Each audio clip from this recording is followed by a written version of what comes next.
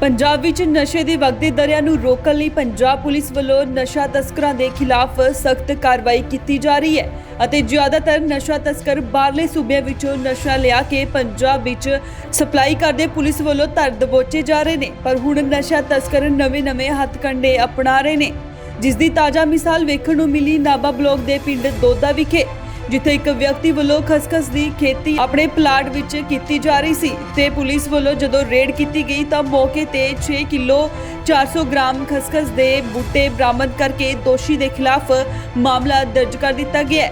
ਮੌਕੇ ਤੇ ਦੋਸ਼ੀ ਭੱਜਣ ਵਿੱਚ ਕਾਮਯਾਬ ਹੋ ਗਿਆ। ਪੁਲਿਸ ਨੇ ਦੋਸ਼ੀ ਦੇ ਖਿਲਾਫ NDPC ਐਕਟ ਦੇ ਤਹਿਤ ਮਾਮਲਾ ਦਰਜ ਕਰ ਲਿਆ ਗਿਆ ਹੈ। इस मौके ते जांच अधिकारी लालचंद ने दस्सिया कि सानू गुप्त सूचना मिली सी कि कुलदीप सिंह वासी दोदा दा रहण वाला जो अपने प्लाट विच खसखस दी खेती कर रहा है। पुलिस ने जदों रेड की तां मौके ते 6 किलो 400 ग्राम खसखस दे बूटे बरामद करके दोषी दे खिलाफ मामला दर्ज कर लिया गया है।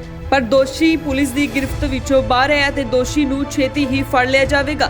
दोषी दे खिलाफ NDPC एक्ट दे तहत मामला दर्ज कर लिया गया है।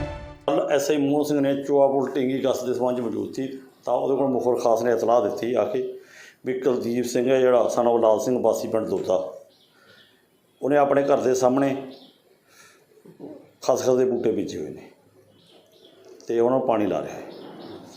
ਜਦੋਂ ਐਸੇ ਮੋਹਨ ਸਿੰਘ ਗਿਆ ਤਾਂ ਉੱਥੇ ਜਿਹੜਾ ਉਹ ਬੰਦਾ ਹੈ ਨਹੀਂ ਸੀ, ਉੱਥੋਂ ਇਹ 6 ਕਿਲੋ 400 ਗ੍ਰਾਮ ਖਸਖਸ ਦੇ ਬੂਟੇ ਨੇ ਜਿਹੜੇ ਬਰਾਮਦ ਕੀਤੇ ਗਏ, ਜਿਨ੍ਹਾਂ ਨੂੰ ਕਬਜ਼ਾ ਪੁਲਿਸ 'ਚ ਲੈ ਗਿਆ।